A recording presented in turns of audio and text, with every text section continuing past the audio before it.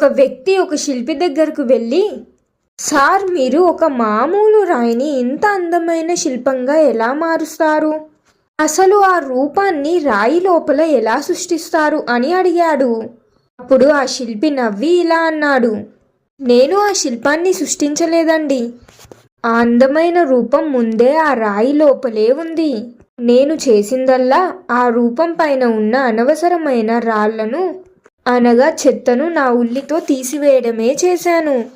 దానిని సరిగ్గా పరిశీలించి దానిపైన ఉన్న వాటిని తీసేస్తే ఈ అందమైన శిల్పాలు వస్తాయి.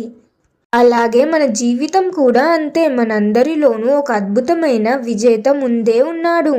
కానీ మన పైన ఉన్న భయం, బద్ధకం, నెగిటివ్ ఆలోచనలు అనే అనవసరమైన రాళ్ళు మనల్ని బయటకు కనిపించకుండా చేస్తున్నాయి చెప్పాడు ఆ శిల్పి. ఆ వ్యక్తి ఆ శిల్పికి కృతజ్ఞత చెప్పి, నాకు ఒక మంచి పాఠాన్ని నేర్పించారు అని చెప్పి అక్కడి నుండి వెళ్ళిపోయాడు.